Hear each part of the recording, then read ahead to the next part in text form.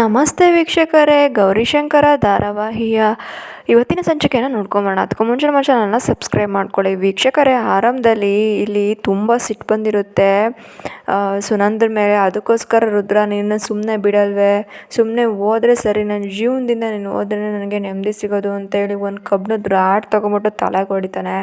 ತಲೆಯಿಂದ ರಕ್ತ ಬರಿತಾ ಇರುತ್ತೆ. ಹಾಗೆ ತಲೆಯಿಂದ ಸೋರ್ತಾ ಇರುತ್ತೆ ರಕ್ತ ಎಲ್ಲವ. ಅವಳು ಹಾಗೆ ಜ್ಞಾನ ತಪ್ಪಿ ಬಿದ್ದೋಗ್ಬಿಡ್ತಾಳೆ ನೆಲದ ಬಿದ್ದೋಗ್ಬಿಡ್ತಾಳೆ. ಇನ್ನು ನನ್ನ ಕತೆ ಮುಗೀತು, ಇವಳ ಕತೆ ಇಲ್ಲವೇ ಇಲ್ಲ, ನಾನಿನ್ನು ಆರಾಮಾಗಿರ್ತೀನಿ, ಎಂಜಾಯ್ ಮಾಡ್ಬೋದು ನನ್ನ ಲೈಫ್ನ ಅಂತೇಳಿ ತುಂಬ ಖುಷಿ ಪಡ್ತಾ ಇದ್ದಾನೆ ರುದ್ರ. ನೀನು ಹೊರ್ಟೋದೆಲ್ಲ ನಂಗೆ ಅಷ್ಟು ಸಾಕು.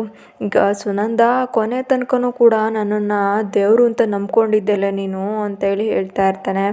ಬೇಗ ನಿನ್ನ ಇಲ್ಲಿಂದ ಗಾಡಿನ ಚೇಂಜ್ ಮಾಡಿಸ್ಬೇಕು, ಎಸ್ಕೇಪ್ ಮಾಡಿಸ್ಬೇಕು, ಆವಾಗಲೇ ಸರಿಯಾಗೋದು ಅಂತೇಳಿ ಯೋಚನೆ ಮಾಡ್ತಾ ಇದ್ದಾನೆ. ಅದಕ್ಕೋಸ್ಕರ ಹೋಗಿ ಗುಂಡಿನೂ ಕೂಡ ತೆಗೆಯೋದಕ್ಕೆ ಹೋಗ್ತಾ ಇದ್ದಾನೆ. ಇನ್ನೊಂದು ಕಡೆ ಇಲ್ಲಿ ತನ್ನ ಹೆಂಡ್ತಿಗೋಸ್ಕರ ಗಿಫ್ಟ್ನ ತೊಗೊಂಬಂದಿದ್ದಾನೆ, ಐಶ್ವರ್ಯಗೋಸ್ಕರ. ಅವರೇ ಡೈಲಿ ನನಗೇನು ಸರ್ಪ್ರೈಸ್ ತೊಗೊಂಬರಲ್ಲ, ಗಿಫ್ಟ್ ತೊಗೊಂಬರಲ್ಲ ಅಂತಿದ್ರಲ್ಲ, ನೋಡಿ ನಿಮಗೋಸ್ಕರ ಏನು ತೊಗೊಂಬಂದಿದ್ದೀನಿ ನಾನು ಅಂತೇಳಿ ಸೀರೆನ ಕೊಡ್ತಾ ಇದ್ದಾರೆ. ಇದು ಯಾರಿಗೆ ಅಂತೇಳಿ ಕೇಳ್ತಾ ಇದ್ದಾಳೆ. ಅಜ್ಜಿಗೆ ಅಂತೇಳಿ ಅಭಿ ಹೇಳ್ತಿದ್ದಾನೆ. ಅಲ್ರಿ ಅವರೇ, ನಿಮಗೋಸ್ಕರ ಗಿಫ್ಟ್ ತೊಗೊಂಬಂದ್ರೆ ಯಾರಿಗೆ ಅಂತ ಕೇಳ್ತಿದ್ದೀರಲ್ಲ, ಚೆನ್ನಾಗಿ ಕಾಣಿಸುತ್ತಾ, ನಿಮ್ಗೆ ಇಷ್ಟ ಆಯಿತಾ ಅಂತೇಳಿ ಕೇಳ್ತಾ ಇದ್ದಾನೆ. ಹೌದು, ನಂಗೆ ತುಂಬ ಇಷ್ಟ ಆಯಿತು, ಚೆನ್ನಾಗಿದೆ ಅಂತೇಳಿ ಹೇಳ್ತಾ ಇದ್ದಾರೆ.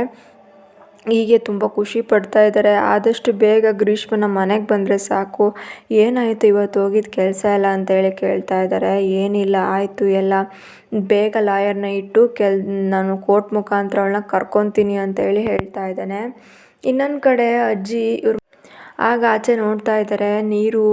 ನೀರಿಗೋಸ್ಕರ ಏನಿದು ಹೆಜ್ಜೆ ಹೀಗಾಗಿದೆಯಲ್ಲ ಅಂತೇಳಿ ರುದ್ರನ ರೂಮಿಂದ ಸೌಂಡ್ ಬರ್ತಾ ಇದೆ. ರುದ್ರ ಸುನಂದನ ತನ್ನ ಹೆಗಲ ಮೇಲೆ ಹೊತ್ಕೊಂಡು ಬರ್ತಾ ಇದ್ದಾನೆ. ಅವಳು ತುಂಬ ಡೆಡ್ ಆಗಿರ್ತಾಳೆ, ಆಲ್ರೆಡಿ ರುಗ್ತಾ ಎಲ್ಲ ಸೋರೋಗ್ತಾ ಇರುತ್ತೆ. ಹೊತ್ಕೊಂಡು ಆಚೆ ಬರ್ತಾ ಇದ್ದಾನೆ. ಅಜ್ಜಿಗೆ ನೋಡಿ ಶಾಕ್ ಆಗುತ್ತೆ, ಹೆದರಿಕೆನೂ ಕೂಡ ಒಟ್ಟೊಟ್ಟಿಗೆ ಆಗ್ತಾ ಇರುತ್ತೆ. ಹಾಗೆ ಅವರು ಹೊತ್ಕೊತಾ ಇದ್ದಾರೆ, ಅಲ್ಲೇ ಒಂದು ಕಡೆ ಕೂತ್ಕೊತಾ ಇದ್ದಾರೆ. ಅವ್ರ ಹಿಂದೆನೇ ಹಾಗೆ ಫಾಲೋ ಮಾಡ್ಕೊಂಡು ಬರ್ತಾ ಇದ್ದಾರೆ. ಅವ್ರು ಎತ್ಕೊಂಡು ಒಂದು ಮನೆಯಿಂದ ಔಟ್ ಹೌಸ್ ಹತ್ರ ಹೋಗ್ತಾ ಇದ್ದಾನೆ. ಹೊತ್ಕೊಂಡು ಹೋಗಿ, ಸುನಂದ ಕೊನೆ ತನಕ ಗಂಡನ್ನೇ ನಂಬಿದ್ದೆ, ನನ್ನಿಂದಲೇ ನೀನು ಸಾವಾಗೋಯ್ತಲ್ಲ ನಿನಗೆ. ಇವಾಗ ನೋಡು, ನೀನು ಯಾವಾಗಲೂ ನೆಮ್ಮದಿಯಾಗಿ ಖುಷಿಯಾಗಿರೋ, ನಮ್ಮ ಜೀವನಕ್ಕೆ ನೆಮ್ಮದಿ ಸಿಗ್ತಲ್ಲ, ನಾನು ಏನು ಬೇಕಾದರೂ ನಿನಗೆ ಮಾಡ್ತೀನಿ ಅಂತೇಳಿ ಹೇಳ್ತಾ ಇರ್ತಾರೆ. ಹಾಗೆ ಸುನಂದಂಗೆ ಇರು ಸುನಂದ ಅಂತ ಹೇಳಿ ಎಣ್ಣೆ ಎಲ್ಲ ಕುಡಿತಾ ಇದ್ದಾನೆ. ಕುಡಿದ್ಬಿಟ್ಟು ಗುಂಡಿ ಹತ್ರ ಹೋಗಿ ಬಾಕ್ಸ್ ಬೇಕಲ್ವ ನಿನಗೆ, ಬಾಕ್ಸ್ನೂ ಕೂಡ ನಾನೇ ತೊಗೊಂಬರ್ತೀನಿ ಅಂತೇಳಿ ಬಾಕ್ಸ್ನ ಎಳ್ಕೊಂಬರಕ್ಕೆ ಹೋಗ್ತಾ ಇದ್ದಾನೆ.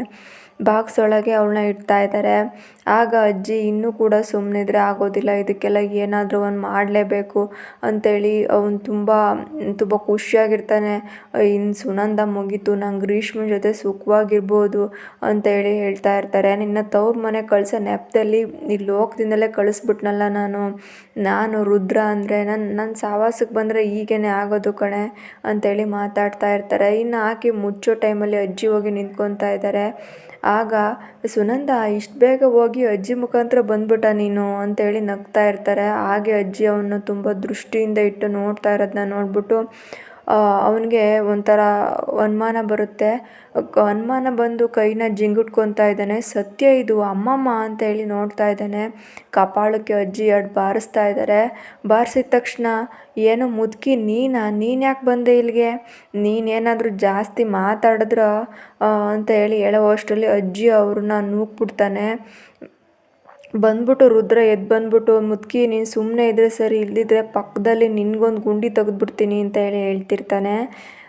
ಆಗ ಅಜ್ಜಿನ ಇಟ್ಕೊಂಡೋಗ್ಬಿಟ್ಟು ಒಂದು ಮರದ ಹತ್ರ ಕಟ್ಟಾಕ್ತಾ ಇದ್ದಾನೆ, ಹಗ್ಗದಿಂದವ. ಇನ್ನೊಂದು ಕಡೆ ಸುನಂದನ್ನ ಒಂದು ಗುಂಡಿನಲ್ಲಿ ಹಾಕ್ತಾ ಇದ್ದಾನೆ. ಅಜ್ಜಿ ಜೋರಾಗಿ ಕಿರ್ಚ್ಕೊತಾ ಇದ್ದಾರೆ. ಅವ್ರಿಗೆ ಮಾತು ಬರಲಿದ್ರು ಪರವಾಗಿಲ್ಲ, ಜೋರಾಗಿ ಕಿರ್ಚ್ಕೊತಾ ಇದ್ದಾರೆ. ಮನೆಯವ್ರಿಗೆ ಎಚ್ಚರಿಕೆ ಆಗ್ತಾ ಇರುತ್ತೆ.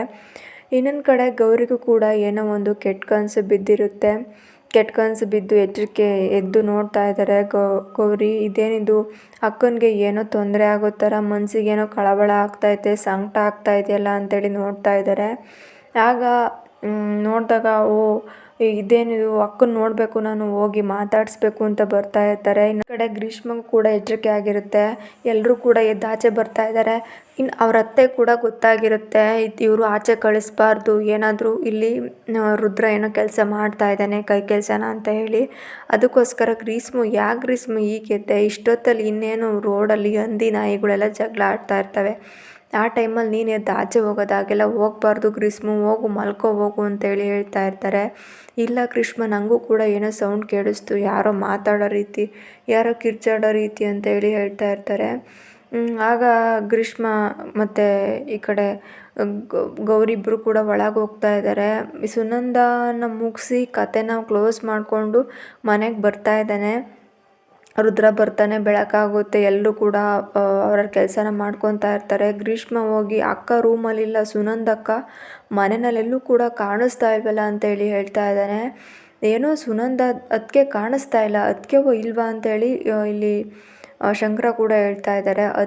ರಾತ್ರಿನೇ ಸುನಂದನ್ನ ಊರಿಗೆ ಕಳಿಸ್ತಾ ಇತ್ತು, ನಿಮಗೆ ಯಾರಿಗೂ ಕೂಡ ಗೊತ್ತಿಲ್ವಾ ಅಂತೇಳಿ ಅವ್ರ ಅತ್ತೆ ಹೇಳ್ತಾ ಇದ್ದಾರೆ. ಶಂಕರ ಅವರಮ್ಮ, ನಮ್ಗೆ ಯಾರಿಗೂ ಕೂಡ ಗೊತ್ತಿಲ್ಲದೆ ರಾತ್ರಿ ಅದು ನಾವೆಲ್ಲ ಮಲ್ಗಾದ್ಮೇಲೆ ಅವ್ರನ್ನ ಯಾಕೆ ಊರಿಗೆ ಕಳ್ಸಕ್ಕೆ ಹೋದ್ರಿ, ಇದರಿಂದ ಏನೋ ಪ್ಲ್ಯಾನ್ ಇದೆ, ರಾತ್ರಿ ಕಳ್ಸೋದಾದ್ರೂ ಏನಿತ್ತು ನಿಮಗೆ ಅಂತೇಳಿ ಕೇಳ್ತಾ ಇದ್ದಾರೆ. ಇಲ್ಲಿ ಸುನಂದ ಅವ್ರ ಪರ ಮಾತಾಡ್ತಾ ಇದ್ದಾರೆ ಗೌರಿ.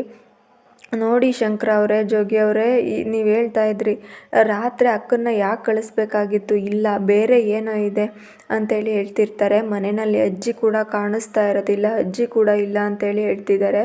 ಶಿವರುದ್ರಪ್ಪ ಅವರು ಇದ್ದರು, ರಾತ್ರಿ ನಾವೇ ಹೋಗಿ ಖುದ್ದಾಗಿ ನಮ್ಮ ರುದ್ರ ಹೋಗಿ ಬಿಟ್ಟು ಬಂದಿದ್ದಾನೆ ಅಂತೇಳಿ ಹೇಳ್ತಾ ಇರ್ತಾನೆ.